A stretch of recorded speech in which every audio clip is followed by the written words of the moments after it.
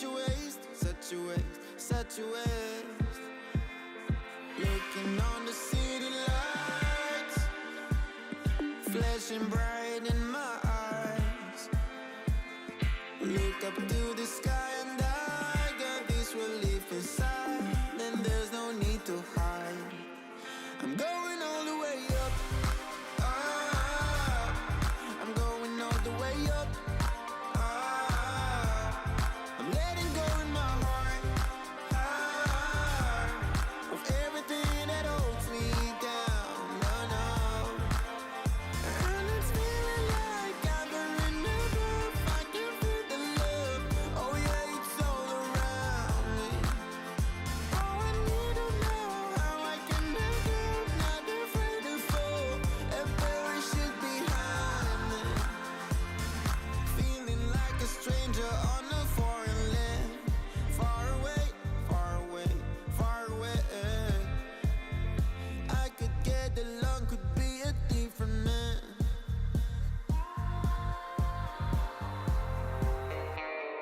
Looking on the city lights, flashing bright in my eyes. Look up to the sky and I got this relief inside. Then there's no need to hide. I'm going all the way up. I'm going all the way up.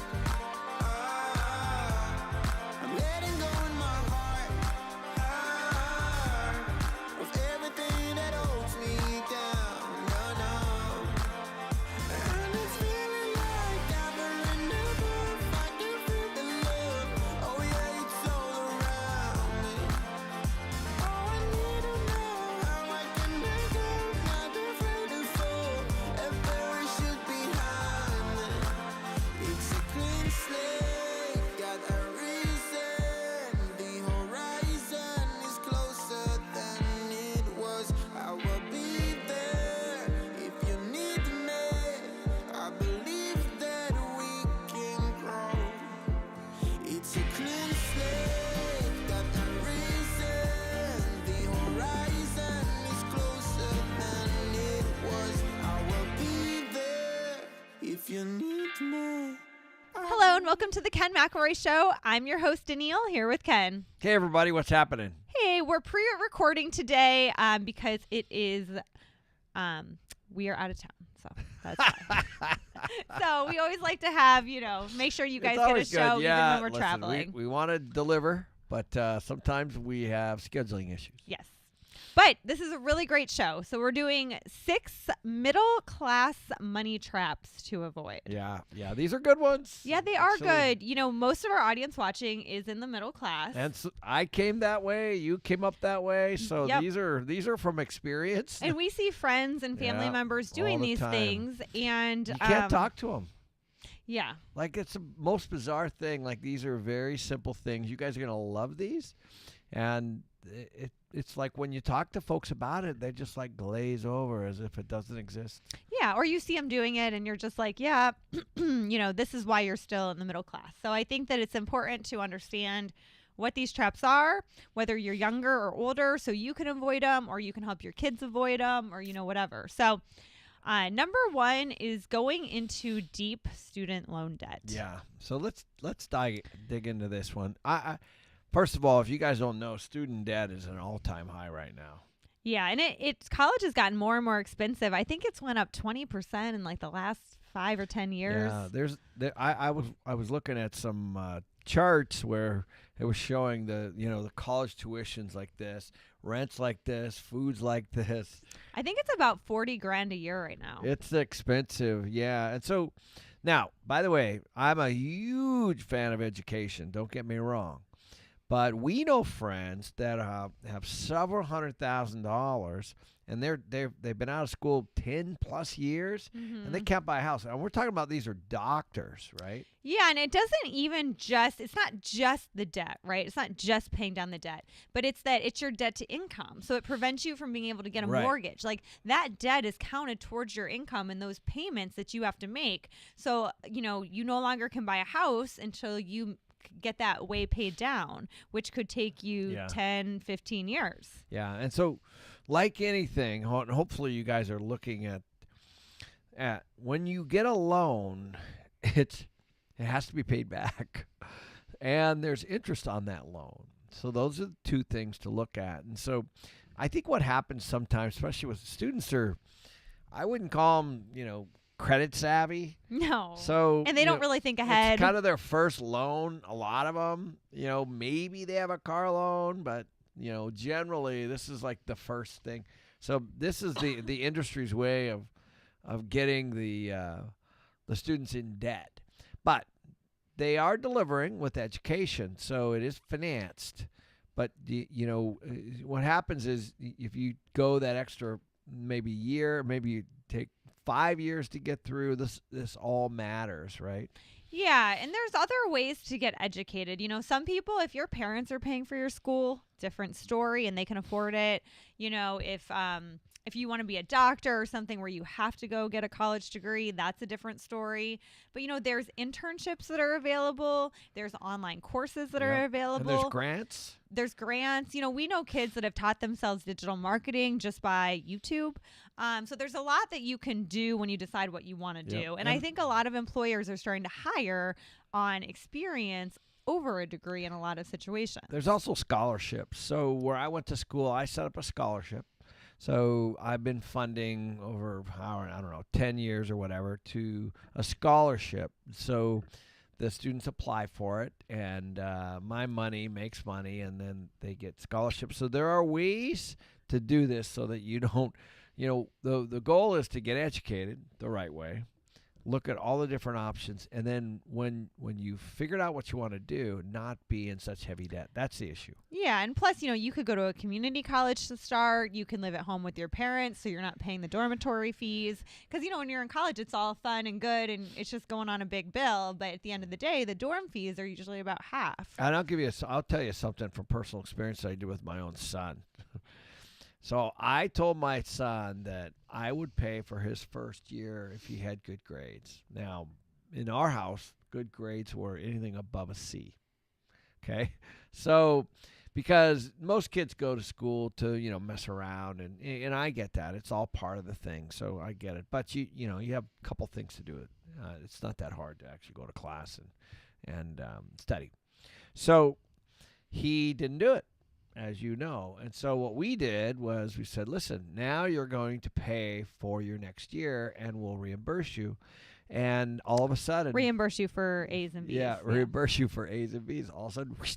So then now I'm talking to him, and he's now deciding where to go. So now, instead of just going to some big bougie college, he's actually picking the community college route until he figures out what he wants to do for his major. So, I think the token, hey, and I know that I'm not talking about necessarily on student debt, but my son could potentially get into student debt now based on, where he is.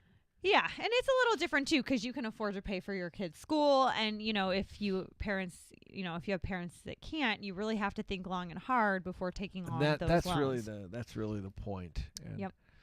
So number 2 is a car payment. Yeah. So I think what happens is people graduate and they start to make a little bit of money, and they see their friends getting a nice car, and they feel like they have something to prove, especially guys. And then they want to go get a nice car. So they get this big car payment every single month. I know when I met you, you were like, you didn't have a car payment. And you're like, I don't want one. Nope, I was driving a 10-year-old Honda I at know, the time, and that I thing, was super happy with it. It looked like it was 100 years It old. was a little beat up, but you know Just what? a little beat up. But to be honest with you, when I was 23, I bought it new because my parents were like, you need a car, a new car, da da. And I wish I would have never done that because There's no way you bought that car new. I did buy it new. Oh my And it was gosh. like way too expensive for what I could afford on a teacher's salary. And the truth is with the car payment, you could be putting that money towards your first house. That car was not gently used. Let's just put It it that wasn't way. gently used. So a couple things when you're buying a car. So hopefully you guys know this. There are 2 transactions that are happening. One is the trade if you have it, and 2 is the cost of the new one. or the cost of the car that you're buying. Those are two separate things. And so be careful on those two things. And then the cost, again, kind of going back to what we were just talking about with student loans, what is the rate? So when my son was looking to buy a car, now he had a car that he used through college, and then when he got his first job, he wanted to upgrade and get something a little nicer, that was a little more reliable, because I think he had 70 or 80,000 miles on his car, and it was starting to have some things wrong. So he started shopping around. And he went to a credit union. He went to certain different banks, and he found that the rates were all over the map. Yeah. So you can really, really significantly, if you go in armed when you're buying a car with the right interest rates, you can do much, much better, and they'll match them. But realistically, though, if you're trying to save money and you're a normal 23, 24-year-old, you don't want a car loan. You don't want a car payment. You want to just get something cheap and reliable so that you can start saving money for that first property. She's frugal. Well, you do. I know. I know. This is a common mistake that people make. They get agree, a car loan. I agree. They I now agree. have another payment. And then they could be taking that payment and putting it towards their first property. It's a heck of a point. So the third one we're going to talk about is credit cards. So credit cards are just bad. You don't want to be in credit card debt. But a lot of college students have gotten into credit card debt, and a lot of the middle class are in credit card debt. It's a long time ago, but I remember they used to, every single person in my dorm in college was getting hammered with, with solicitations for credit card debt. Yeah. Yeah, get this credit card, get that credit card. So a lot of times, again, being college students don't really have a lot of credit.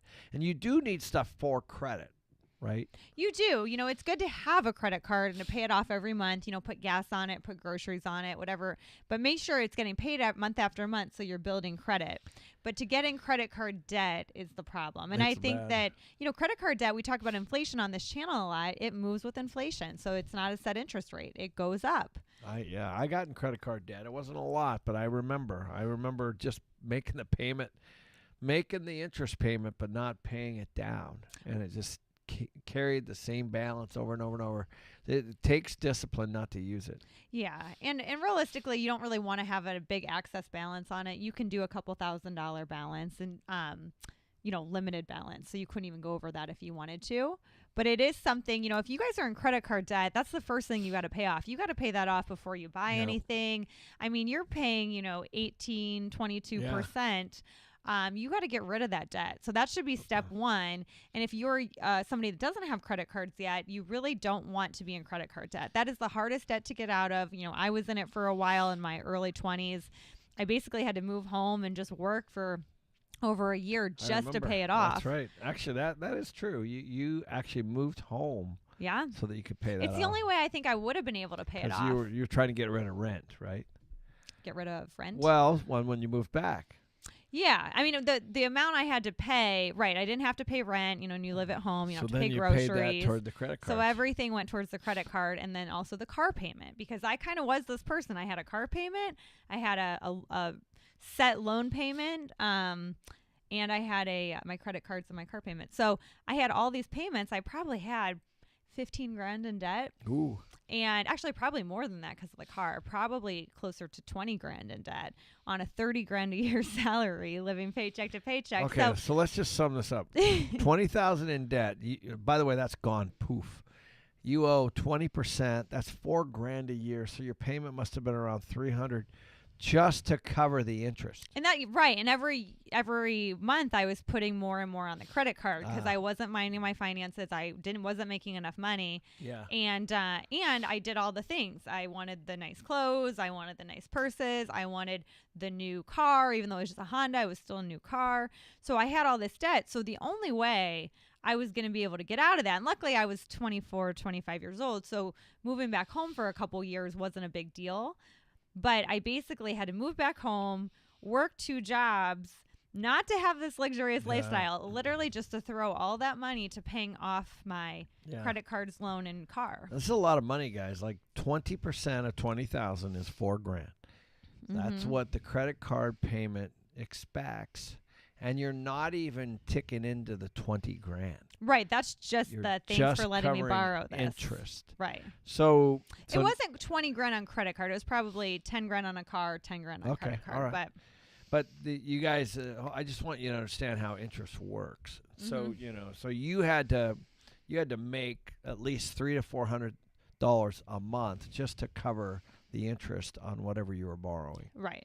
Just to cover that, and that means you're not getting ahead. Because also, don't forget, the things that you bought, they've depreciated.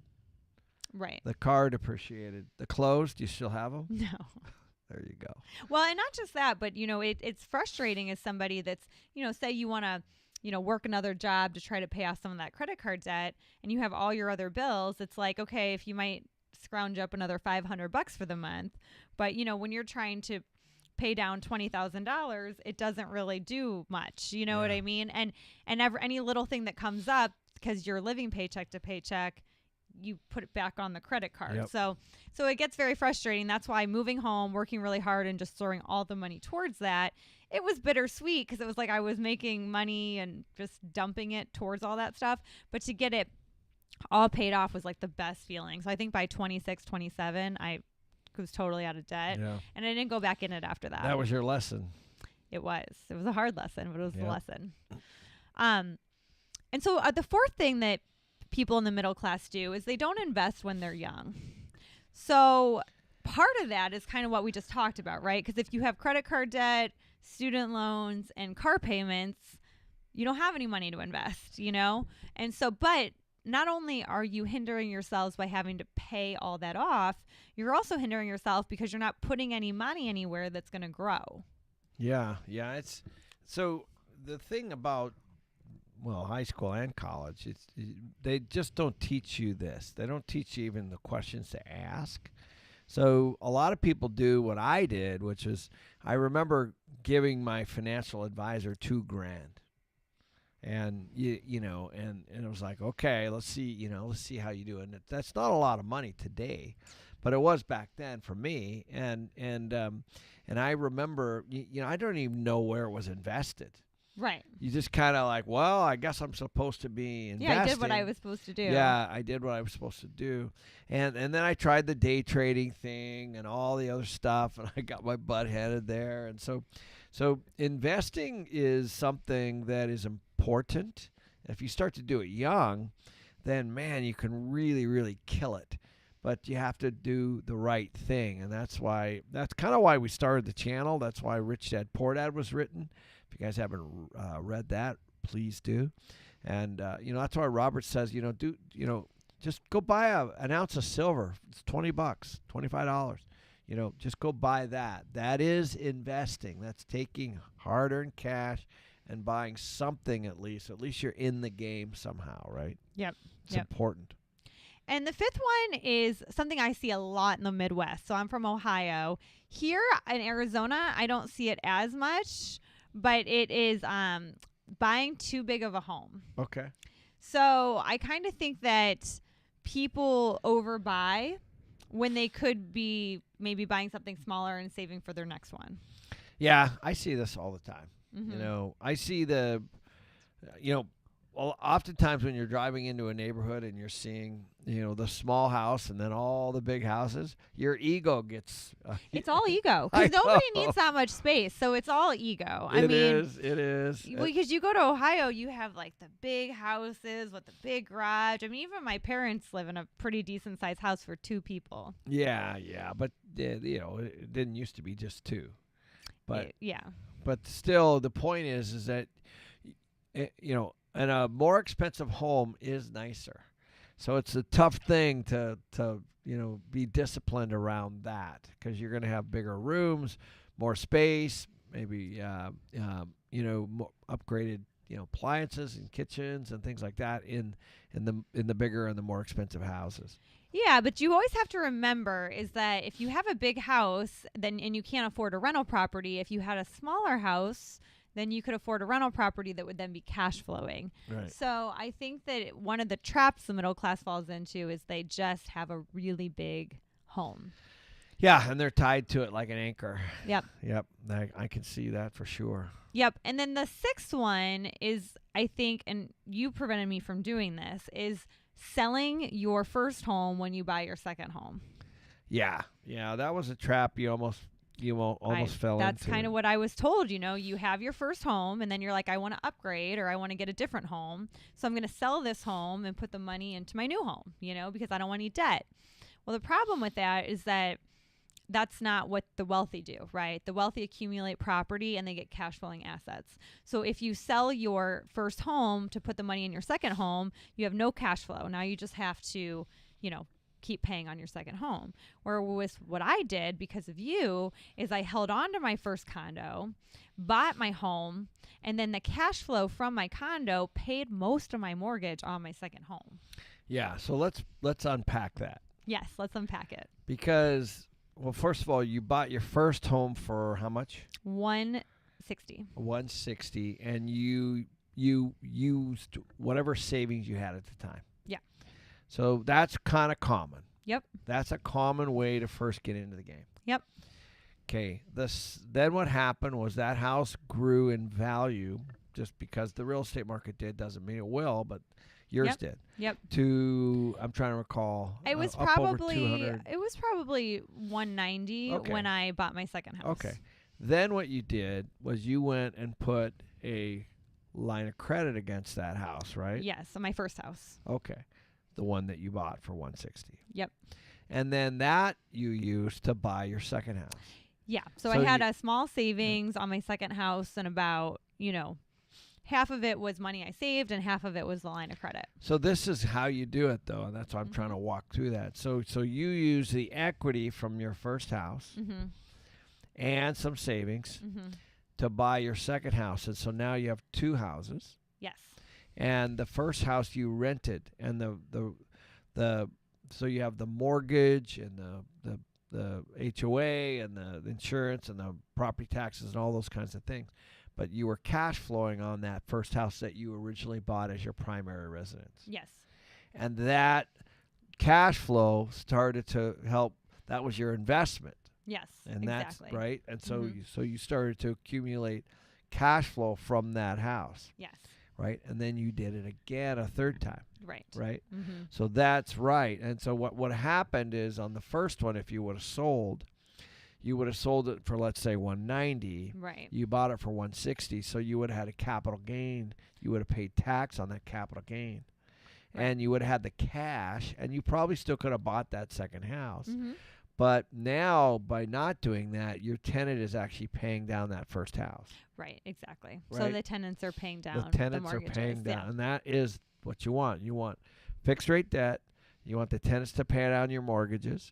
And you want income through cash flow, through passive income. That's what you want. And so now you've been able to do that now you're on your fourth one already. Yeah. So it's been great. But it's not what you're taught when you're in the middle class. And I think that's what's so important, is that this is what the wealthy are taught and what the wealthy teach their kids. This is not what the middle class is taught, and that's not what the middle class does. And that's why they have such a hard time moving past being in the middle class. So the secret is that the rich don't work for money. Right. They work for assets, and that pay them while they're sleeping. We call it mailbox money. Right. The rich don't work for money. So money is a claim on your time. So if you're doing something hourly, then that's how you make money. But in your case now, you have 4 tenants. Yeah. All rentals. paying 4 rentals, four rentals with 4 tenants in them. Right. All paying, thousands and thousands a month to you now through cash flow, right? Right. We're not even touching the equity. Right. And all tax-free, too. Almost tax-free. Tax deferred, I should say. Tax deferred. Because of depreciation, all these other things. So this is the cycle right here. Yeah, and this is just what you guys need to be aware of, and girls need to be aware of when you're watching, is that, you can do it too. You just have to change some of these habits that we're taught when we're in the middle class. Right. And if you can change your habits and you can start doing things, saving money and putting it towards assets instead of into cars and credit cards and student loan debt, then you too can kind of get over that hump. There are things that go up in value and things that go down in value. And there are ways that you can make money without having to work. Mm-hmm. And that is what you want to do. You don't want to have to be accumulating all this debt and then have to go out and try to hustle and work to pay it off. That's what you want to try to avoid. Yep. Right. So thank you for joining us. Make sure you hit the like button. Even though we're not here, we're here in spirit. We're putting content together for you. Yep. So we'll see you guys next week. All right, guys. Cheers. Talk to you soon.